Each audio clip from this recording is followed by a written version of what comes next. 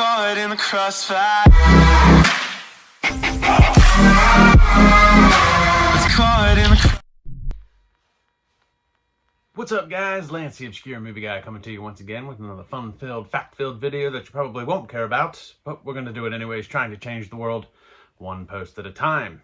And today we are going to be going over some short films. We're going to do a shorts block. I've got 4 short films to do for today's review, so let's dive into it with the very first one from Ty Burrell, 7th Circle. One thing I've learned is to never judge anyone's walk, act, past, or future. You've taught me to try to understand. And I don't mean understand to toss aside the wrong done or the hurt done.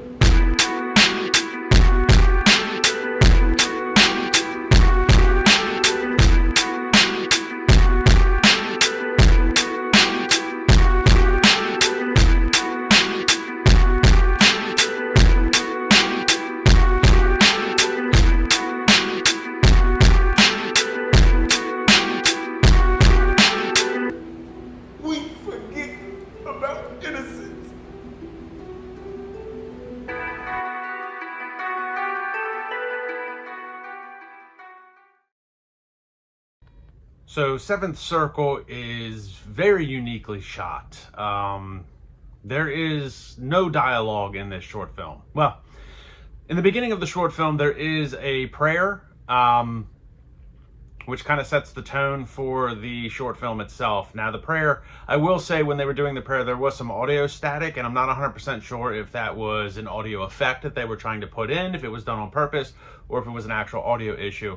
However, with that static, it was kind of hard to make out completely 100% what the prayer was about, which I think that's probably a lot of context into what the rest of the short film is about.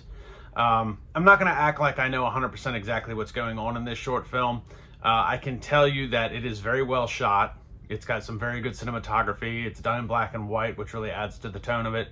And from what I can gather, this is kind of a look at like high society occultists and the sacrifices that people make for fame and fortune.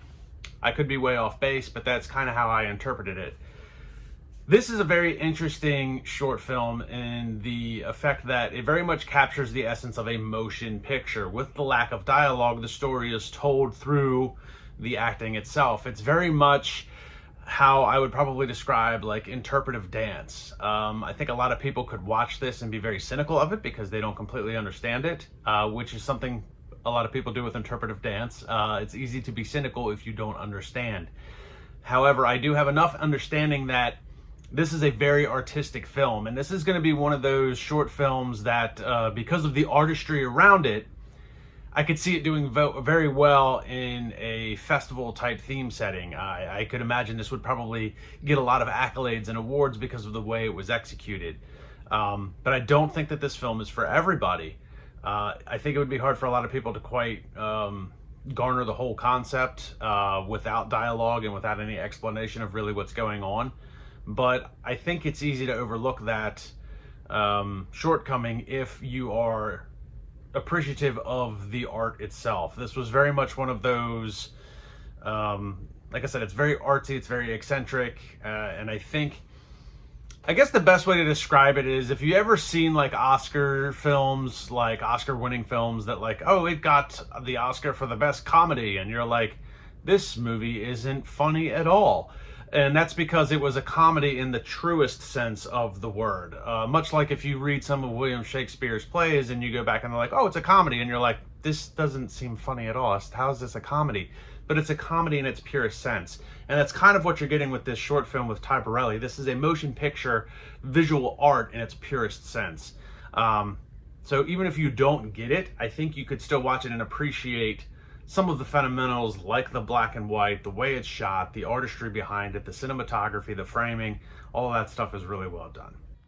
So the next short film I want to talk about was emailed me from a guy in Germany. It is called Turning Test. It was done by, and I'm probably going to butcher this name, and I'm sorry, Jasker Mark Tanner.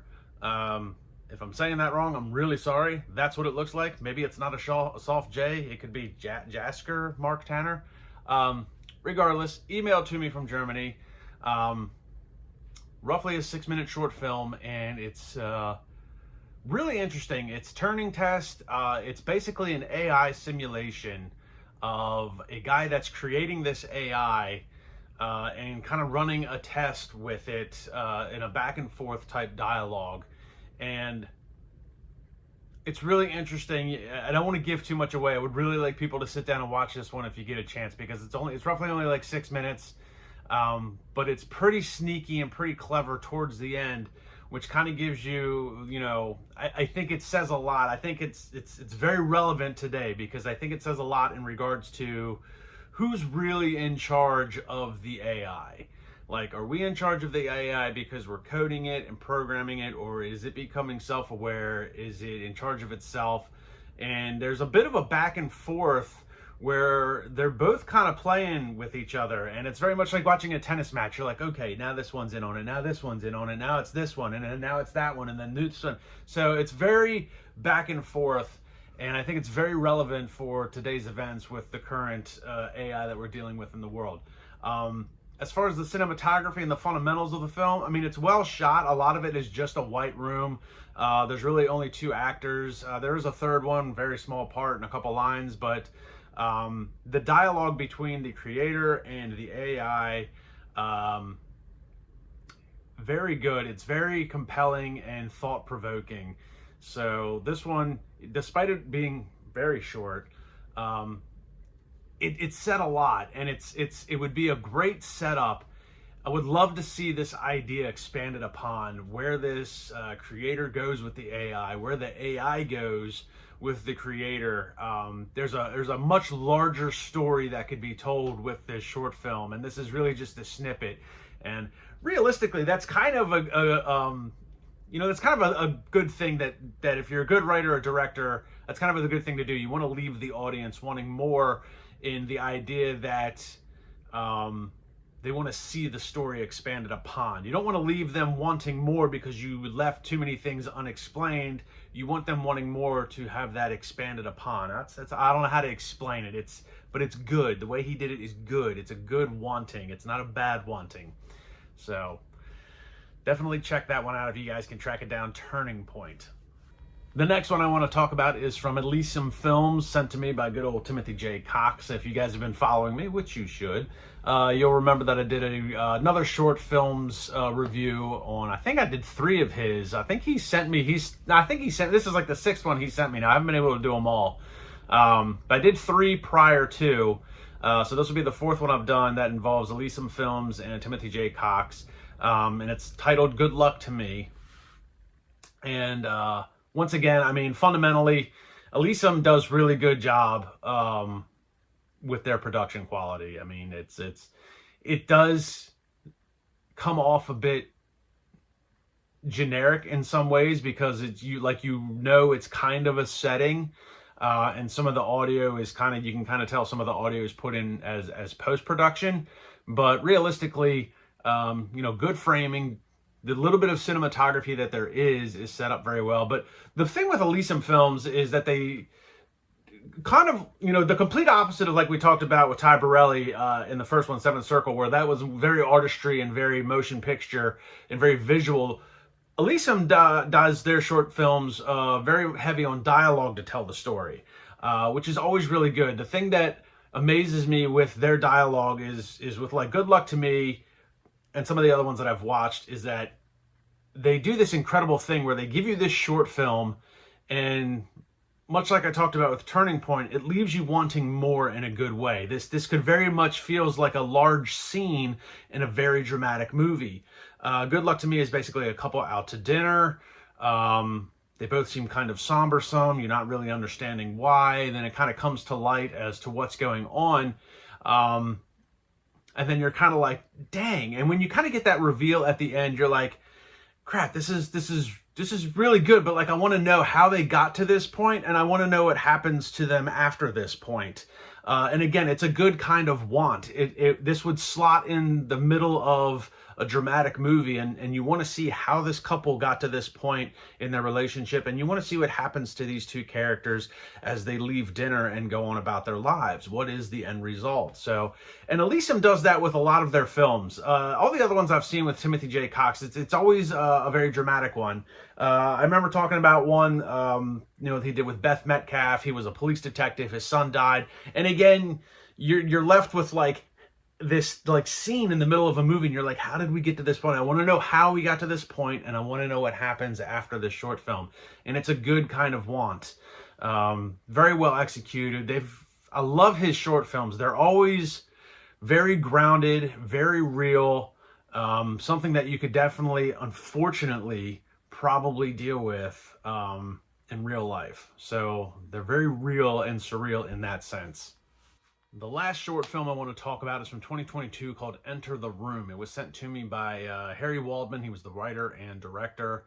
And again, we have ourselves with a very, very well executed short film. My shower, cook on my stove, sleep on my couch, and use my parking spot without giving me anything in return? Sorry. You took the L and now you're sitting on my bed. I'm sorry. Are you gonna turn the TV off? Sorry. Did you use my laundry detergent? I'm sorry. I'm sorry.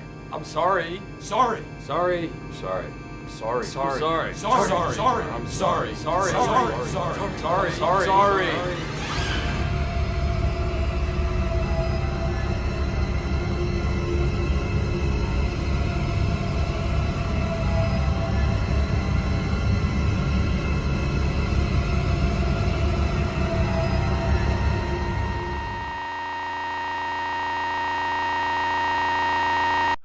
Basically what you have is two brothers. The one brother needs a place to stay in the big city, moves in with his brother. It's only going to be for a couple weeks, and they're kind of like The Odd Couple, but it's not comedic. It's very dramatic.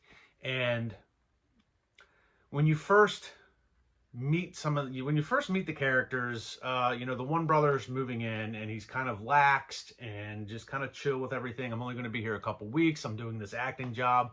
Thanks for letting me stay.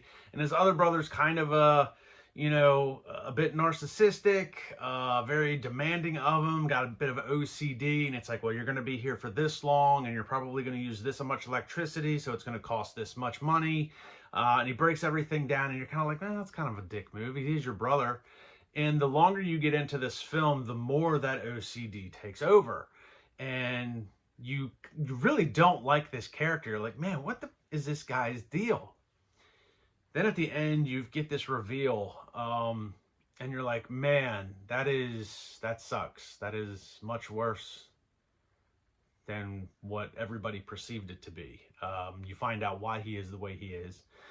You find out what's really going on in this apartment, and you get this, it's a bit of a paradigm shift where in the beginning of the short film, you didn't like this character. He's a dick. Why is he doing this to his brother? And at the end of it, you're kind of like, you feel sorry for the guy. You're like, crap, this guy's really got some issues. Some bad shit happened to him, and this is why he is the way he is. It's very well written. The dialogue and the acting between the two actors, I mean, it's very natural. Nothing seems forced.